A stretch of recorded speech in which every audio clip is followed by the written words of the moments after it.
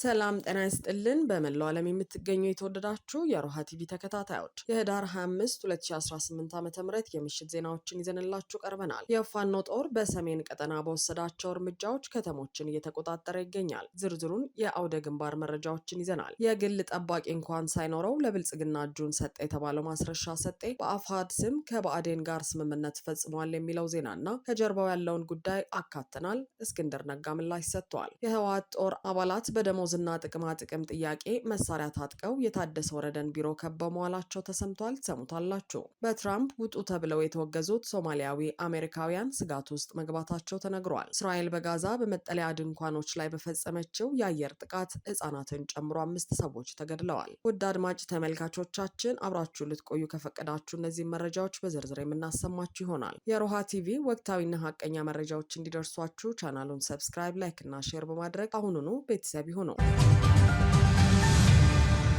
የፋኖ ጦር በሰሜን ቀጠና በወሰዳቸው እርምጃዎች ከተሞችን እንደተቆጣጠረ ይገኛል። ዳግማዊ ቴዎድሮስ 5ኛ እዝ ኮር ባጃ ከተማን መቆጣጠሩን አስታውቋል። ዛሬ ህዳር 25 2018 ዓ.ም ከጠዋቱ 2 ሰዓት ጀምሮ የዳግማዊ ቴዎድሮስ 5ኛ ኮር አካሎች ጎንደሬ በጋሻው ክፍለ ጦር፣ ታድሎ ብርሃን ክፍለ ጦር፣ የመብረቅ ክፍለ ጦር 2 ብርጌዶች አንድ ላይ በመቀናጀት ተጓህላ መጥቶ ባጃ ከተማ ላይ የሰፈረውን የአብይ ወንበር አስጠባቂ ሰራዊት በፊት ለፊት ውጊያ ሲወጉት አርፍደዋል። በዚህ ፈጣን ውጊያ ከምሽግ ምሽግ እየዘለሉ መግባት የጠላትን ኃይል ሰፍሮበት የነበረውን ካምፕ ወዲያውኑ መቆጣጠር የቻሉ ሲሆን አገዛዙም የፋኖ ጦርን ከፍተኛ ምት መቋቋም ባለመቻሉ ከተማዋን ለፋኖች አስረክቦ እግሩ ወደ አመራው አቅጣጫ መሸሹ ተነግሯል። ቁራንበሳ ክፍለ ጦር ሸማቂው ብርጌድና መብረቅ ክፍለ ጦር ብርጌዶች ከሊቦ ባጃና ከሚካኤል ደብር ባጃ የሚወስዱ ቁልፍ ቦታዎችን በመዝጋት የጠላትን ኃይል እንዳይንቀሳቀስ ማድረግ መቻላቸው ታውቋል። ውጊያው ለ8 ሰዓታት ያህል የቆየ ሲሆን በርካታ አገዛዙ ኃይል ሙትና ቁስለኛም ተደርጓል። በዚህ ለአስጨራሽ ውጊያ ብቻ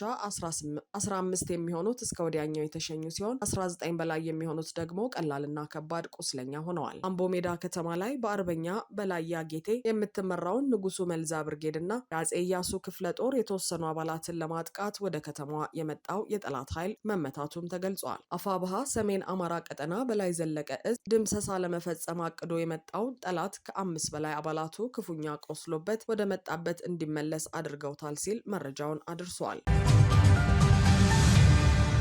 የግል ጠባቂ እንኳን ሳይኖረው ለብልጽግና እጁን ሰጠ የተባለው ማስረሻ ሰጤ በአፋሕድ ስም ከብአዴን ጋር ስምምነት ፈጽሟል ተባለ። ዛሬ ህዳር 25 2018 ዓ.ም አብይ አህመድን ስልጣን ለማጽናት ሲል የአማራን ህዝብ ክዶ ከብልጽግና ጋር የቆመው የናረጋ ከበደ ስብስብ የአማራ ፋኖ ህዝባዊ ድርጅት አፋሕድ ካባረረውና በቅጡ እንኳን የግል ጠባቂዎች ከሌሉት ማስረሻ ሰጤ ከተባለው ግለሰብ ጋር ስምምነት ፈጽሜያለሁ ሲል አስነግሯል። በዛሬው ዕለት ከፋና እስከ ኢቢሲ ከአሚኮ እስከ ኦቢኤን እንዲሁም ሚዲያና የብልጽግና የሚዲያ ሰራዊት በአማራ ብሔራዊ ክልላዊ መንግስትና በአማራ ፋኖ ህዝባዊ ድርጅት መካከል የዘላቂ ሰላም ስምምነት ተፈረመ የሚል ዜና አሰራጭተዋል። ከሰሞኑ ራሱን ሰውሮ እንደከረመና እጁንም ለብልጽግና እንደሰጠ ሲነገር የነበረውን ማስረሻ ሰጤን ብልጽግና ፖለቲካዊ ትርፍ ለማግኘት ሲልና ከፋኖ አንዱ ክንፍ ጋር ተደራደርኩ በማለት ለዓለም አቀፍ ማህበረሰብ ማሳወቅ ፈልጓል። የራሱ ገዢ መሬትና የራሱ ጦር የሌለውን ማስረሻ ሰጤን እጅ ሰጠኝ ከማለት ይልቅ እንደ ጃልሰኚ አንዱ የፋኖ ክንፍ እጅ ሰጠኝ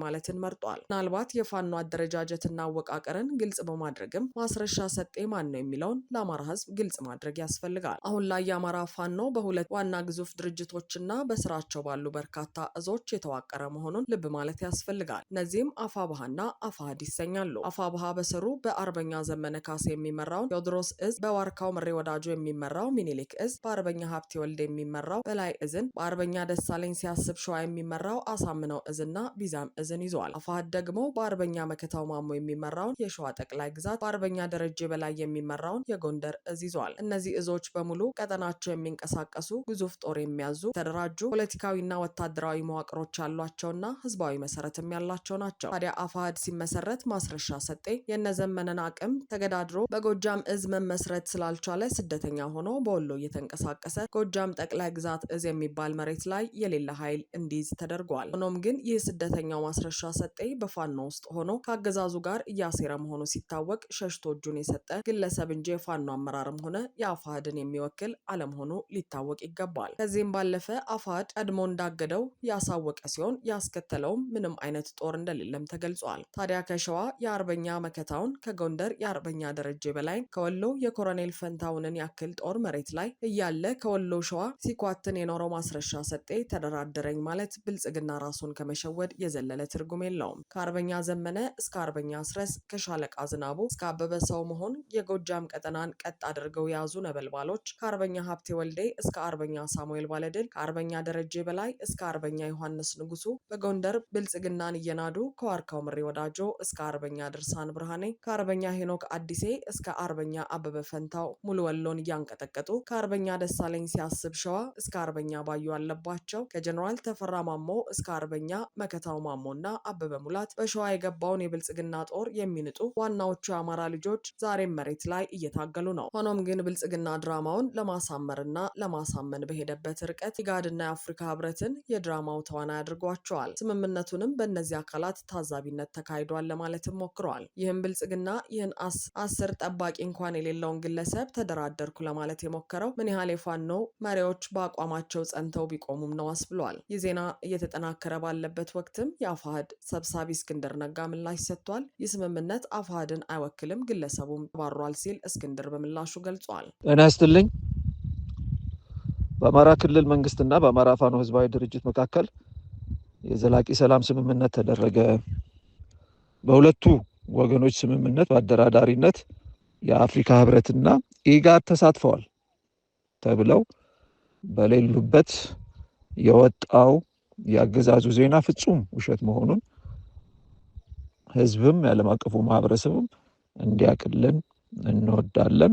በአፋሕድ በኩል በስነ ስርዓቱ ላይ ተገኝቶ ፈረመ የተባለው ማስረሻ ሰጤም ከድርጅት አመራርነት ብቻ ሳይሆን ከድርጅት አባልነትም በዚህ ሳምንት መታገዱን የሚገልጽ መግለጫ ማውጣታችን ይታወሳል። ዞሮ ዞሮ አሁን በአገዛዙ የወጣው የተለመደው በሬ ወለድ ዜና መሆኑን ህዝባችን ግምት ውስጥ እንዲያስገባ ማሳሰብ እንፈልጋለን። ከዛ ባሻገር አሁንም ለህዝባችንም ለዓለም አቀፉ ማህበረሰብም ግልጽ እንዲሆን የምንፈልገው አፋሕድ ከተመሰረተበት ጊዜ አንስቶ በየትኛውም ጊዜ በየትኛውም ቦታ በየትኛውም አጋጣሚ ለአንዲት ማይክሮ ሰከንድ ከአገዛዙ ጋር ተገናኝቶ ተደራድሮ አያውቅም። ይሄን እውነታ የሚቀይር ምንም ነገር ሊኖር አይችልም፣ እውነታው ስለሆነ ማለት ነው። ከዛ ውጭ የሚፈበረኩት ተረት ተረቶች መጨረሻው የፈበረኩትን ከማዋረድና ከማቅለል ባሻገር ምንም ያመጣው ፋይዳ የሌለ መሆኑን ለማሳሰብ እንወዳለን።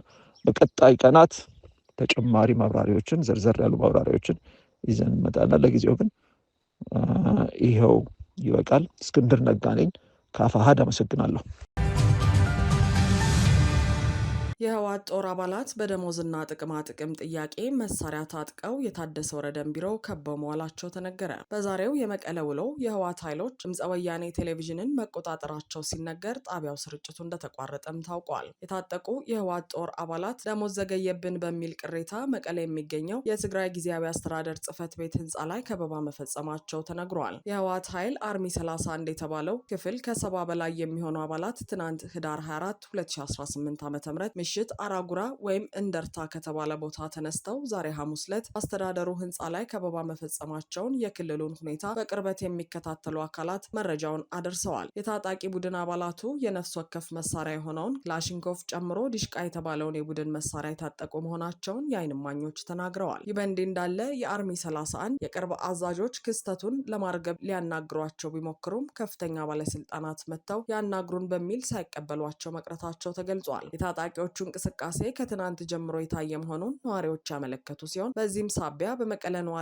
ዘንድ ስጋት ተፈጥሯል። የክልሉ ባለስልጣናት ውጥረቱን ለማርገብ ጥረት እያደረጉ መሆኑ የተገለጸ ሲሆን ከእኩለ ቀን በኋላ ታጣቂዎቹ ከጊዜያዊ አስተዳደሩ ከፍተኛ ባለስልጣናት ጋር ውይይት መጀመራቸውን ማምሻውን የወጡ መረጃዎች ያመለክታሉ።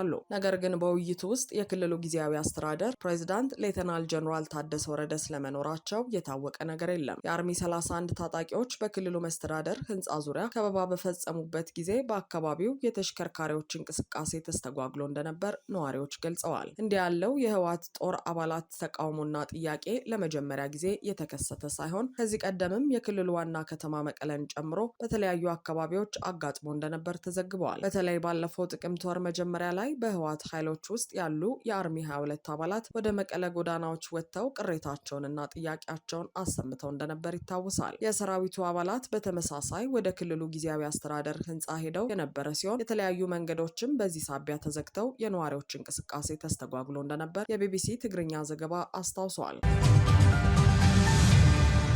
በትራምፕ ውጡ ተብለው የተወገዙት ሶማሊያዊ አሜሪካውያን ስጋት ውስጥ መግባታቸው ተነገረ። የፕሬዝዳንት ዶናልድ ትራምፕ ንግግርን ተከትሎ በአሁኑ ወቅት በሚኒሶታ የሚኖሩ ሶማሊያዊ አሜሪካውያን ስጋት ውስጥ መግባታቸውን ዘገባዎች ያሳያሉ። ትራምፕ ሶማሌ አሜሪካውያንን በሚነቅፉ ንግግሮቻቸው መቀጠላቸውን የሚገለጽ ሲሆን ሶማሊያዊ የማህበረሰብ መሪዎች እነዚህን ንግግሮች ተከትሎ ፍርሃት መንገሱን ገልጸዋል። ትራምፕ ሶማሊያውያን ስደተኞች በአሜሪካ እንዲኖሩ እንደማይፈልጉና አገራቸው ቆሻሻ መቀበል ከቀጠለች ወደ ሳተ መንገድ እንደምትገባ ሲናገሩ የህዝብ እንደራሴዋ ኢልሃን ኡመር ምላሽ መስጠቷ ይታወቃል። በሚኒሶታ የሚገኘው ሲዳር ሪቨርሳይድ ሰፈር የማህበረሰብ ኮሚቴ ዋና ዳይሬክተር አጅ አወድ በአሜሪካ ፕሬዝዳንት ኢላማ መደረግ ጥሩ ስሜት አይፈጥርም ብለዋል። የሚኖሩበት ሰፈር የሚገኝበት ከተማ የበርካታ ሶማሊያውያን መኖሪያ በመሆኑ ትንሿ ሞቃዲሾ በመባል የሚታወቅ ሲሆን በሚኒሶታ ሰነድ አልባ ስደተኞች ላይ እርምጃ እየተወሰደ መሆኑ መሰማቱ የማህበረሰቡን ስጋት አባብሶታል። የአሜሪካ መንግስት እየወሰደ ባለው እርምጃ ምክንያት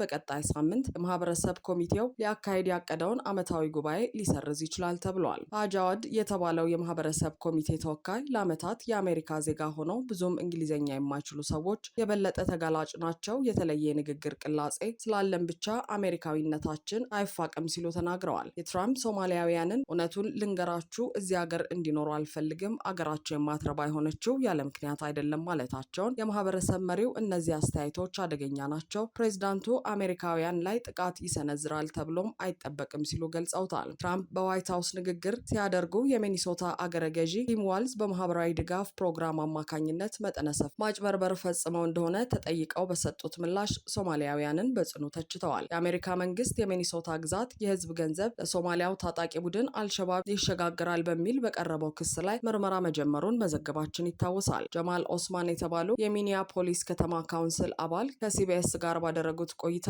እኔን የሚመስሉ ሰዎች አሁን ላይ በፍርሃት ተሸብበዋል ብለዋል። የትራምፕ አስተዳደር ሶማሊያውያንን በተመለከተ ስለሰነዘሩት ክስ የተጠየቁት ጀማል ማህበረሰባችን ተበሳጭቷል፣ ሰዎች ወንጀል ቢሰሩም ለግለሰቦች ጥፋት አጠቃላይ ማህበረሰቡ መወቀስ የለበትም ብለዋል። እስራኤል በጋዛ በመጠለያ ድንኳኖች ላይ በፈጸመችው የአየር ጥቃት ህጻናትን ጨምሮ 5 ሰዎች ተገደሉ። እስራኤል ከመኖሪያቸው የተፈናቀሉ ሰዎች በተጠለሉባቸው ድንኳኖች ላይ በፈጸመችው የአየር ጥቃት 2 ህጻናትን ጨምሮ 5 ፍልስጤማውያን ሲገደሉ 32 ገደማ ሰዎች መቁሰላቸውን የሕክምና ባለሙያዎች ተናግረዋል። ጥቃቱ የተፈጸመው ካን ዩኒስ ከተማ በስተ ምዕራብ አቅጣጫ በምትገኘው የጋዛ የባህር ዳርቻ አልማዋሲ አካባቢ ነው። በኩዌርፊልድ ሆስፒታል የሚሰሩ የሕክምና ባለሙያዎች እንደሚናገሩት ከተገደሉት መካከል የ8 እና 10 ዓመት ዕድሜ ያላቸው 2 ወንድ ህጻናት ይገኙበታል። የ46 እና 30 ዓመት ዕድሜ ያላቸው 2 ሴቶችና አንድ የ36 ዓመት ወንድም ከሟቾች መካከል እንደሆኑ ተገልጿል። በአየር ጥቃቱ ጉዳት የደረሰባቸው 32 ገደማ ሰዎች የተጎዱት በሆስፒታል ህክምና እየተሰጣቸው መሆኑን ገልጸዋል። የነፍስ አድን ሰራተኞች አልናጃት ከተባለው ካምፕ አስከሬኖችን ማውጣታቸውን ለቢቢሲ ተናግረዋል። ይህ ካምፕ ባለፉት ጥቂት ወራት ከመኖሪያቸው የተፈናቀሉ በመቶዎች የሚቆጠሩ ሰዎች የተጠለሉ ባቸውን በርካታ ድንኳኖች የያዘ ነው። የዓይን እማኞች እንደሚናገሩት የመጀመሪያው ጥቃት ኢላማ ያደረገው በአልማዋሲ የተፈናቃዮች ካምፕ ውስጥ የሚገኝ ድንኳንን ነው። ቀጥሎም በኩዌት ሆስፒታል አቅራቢያ ፍንዳታ መሰማቱን አስረድተዋል። ይህም በአቅራቢያ በሚገኙ መጠለያዎች ውስጥ የሰፈሩ ቤተሰቦች ላይ ድንጋጤ መፍጠሩን አክለዋል። እስራኤል ጦር ረቡዕ ዕለት 5 ወታደሮቹ ላይ የደረሰውን ጉዳት ተከትሎ የሐማስ ታጣቂዎች ላይ ጥቃት መፈጸሙን ተናግረዋል። የሐማስ ታጣቂ ኃይል በተኩስ አቁም ስምምነቱ ላይ ግልጽ ጥሰት ፈጽመዋል። በዚህም ሽብርተኞች በራፋ አካባቢ የተሰማሩ የእስራኤል መከላከያ ሰራዊት ወታደሮች ላይ ጥቃት ፈጽመዋል ሲል ባወጣው መግለጫ ከሷል። የእስራኤል ጠቅላይ ሚኒስትር ቤንያሚን ኔታንያሁ በዚሁ መሰረት ምላሽ እንደሚሰጥ ዝተዋል። ሐማስ በበኩሉ የእስራኤልን ጥቃት አረመኔያዊ፣ ንጹሐንን ያለየና የተኩስ አቁም ስምምነቱን የጣሰ በማለት ገልጾታል። በመስከረም 2016 ዓ.ም 1200 ሰዎች የተገደሉበትና 251 ያህል ሰዎችን ታግተው የተወሰዱበትን የሐማስ ጥቃት ተከትሎ የእስራኤል ሰራዊት በጋዛ በፈጸመው ወታደራዊ ዘመቻ ከ70 ሺህ በላይ ፍልስጤማውያን ተገድለዋል።